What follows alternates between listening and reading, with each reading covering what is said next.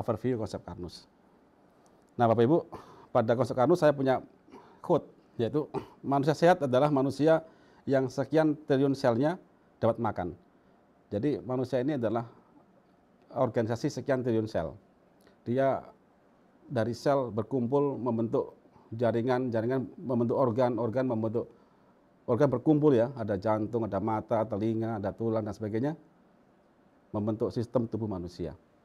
Nah, pada intinya tubuh kita ini sudah diberikan kemampuan untuk regenerasi sel.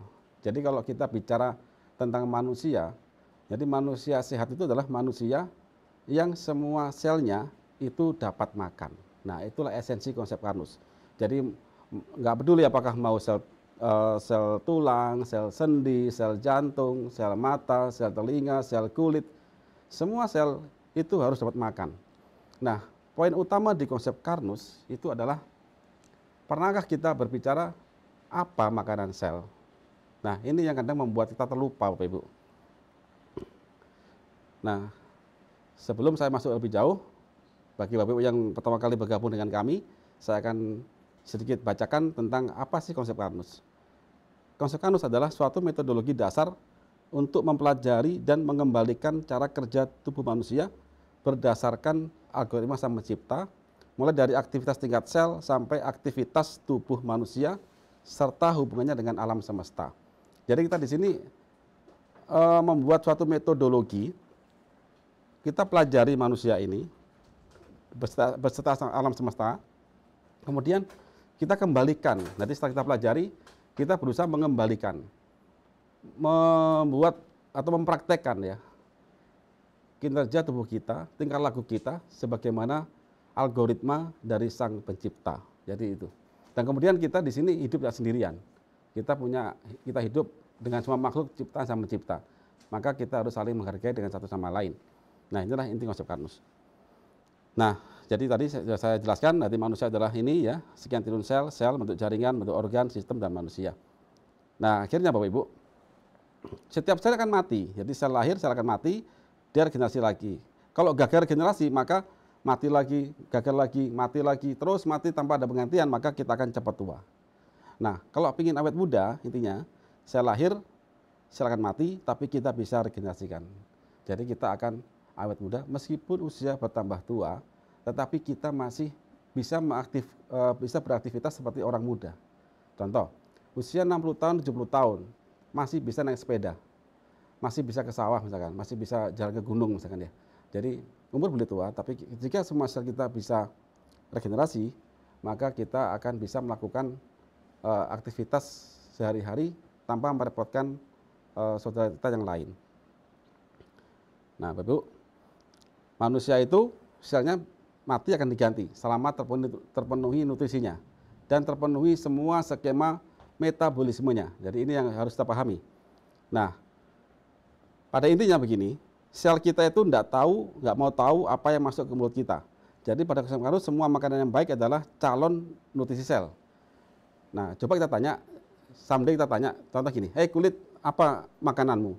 Atau gini, hei kulit, apakah kamu saya kasih nasi goreng? Maukah dia nasi goreng? Nah, ini yang harus kita jawab. Ternyata sel itu tidak mau, Bapak Ibu. Jadi sel itu yang diinginkan adalah jika kita makan nasi, maka sel mintanya glukosa. Jika kita makan daging, sel mintanya adalah asam amino. Jika kita makan minyak atau lemak, maka sel mintanya asam lemak. Dan itu harus ada yang merubah. Yang merubah adalah organ lambung, Bapak Ibu. Bagian lambung yang merubah, memecah secara hidrolisis dari polimer karbohidrat menjadi glukosa, itu adalah asam lambung. Begitu. Nah, ini bentuk asam lambungnya, H dan Cl, HCl ya. Dia satu valensi, sangat korosif. Dia punya waktu 4 jam di lambung untuk memecah seluruh makanan yang masuk ke mulut kita. Jika dia gagal dipecah, maka makanannya akan dibuang ke feses, menjadi feses. Jika bisa dipecah, maka makanan kita akan menjadi gizi dan akan dimetabolis oleh sel dalam tubuh kita ini. Nah, Bapak Ibu, faktanya ternyata pada saat kita mulai sakit lambung, yang terjadi adalah penetralan asam lambung. Otomatis sejak itulah kita akan mengalami kelaparan tingkat sel. Nah, Bapak Ibu, jadi penanganan MAH itu adalah saat ini adalah dengan antasid, dengan penetralan. Dengan lambung itu adalah organ yang disetting oleh Sang Pencipta sebagai bioreaktor yang memang tahan terhadap asam apabila tidak ada luka, apabila tidak didolimi. Nah begitu. Nah ini luka lambung, kemudian karena asam HCl ya sangat pedih dan kemudian pasti kita akan sakit.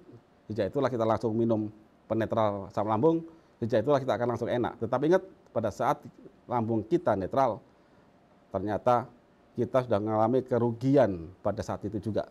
Karena semua makanan yang kita makan tidak sampai menjadi energi tingkat sel. Nah ini lambungnya luka, dikasih obat penetral asam lambung, maka pH akan naik, tapi luka lambung masih ada. Apa yang terjadi? Lambung masalah, jika dinetralkan dengan obat, maka otomatis nutrisi sel nggak tersedia. Sel kelaparan, akhirnya banyak mati di organnya, maka banyak penyakit degeneratif. Contoh ini makanan ya, masuk ke lambung kita, dan lambung kita netral, karena minum obat MAH, tanpa pernah kita merekonstruksi lambung, maka apa akibatnya? Daging ini, protein ini nggak dipecah, kemudian lemak nggak dipecah di tingkat darah, kemudian karbohidrat nggak dipecah, sehingga apa? Seluruh sel ini, ginjal, jantung, dan semuanya akan kelaparan, kemudian akan jadi kematian, kemudian silakan dipilih, diabetes, stroke, sakit jepit, osteoporosis, osteoartritis, kanker, atau pilih semua. Maka kita pasti akan keriput dan tua di situ. Nah, kalau dahulu ibu dari semua penyakit adalah diabetes, kalau di kami ibu dari semua penyakit atau mbahnya penyakit, kakeknya penyakit itu adalah lambung yang dikebiri, lambung yang dinetralkan. Sehingga dia akan menyebabkan diabetes, akan komplikasi, dan lain-lain semuanya. Nah, bagaimana cara memperbaiki lambung yang rusak? Inilah inti konsep Karnus. Jadi, kita punya konsep untuk diterapkan, yaitu perbaikan lambung tadi.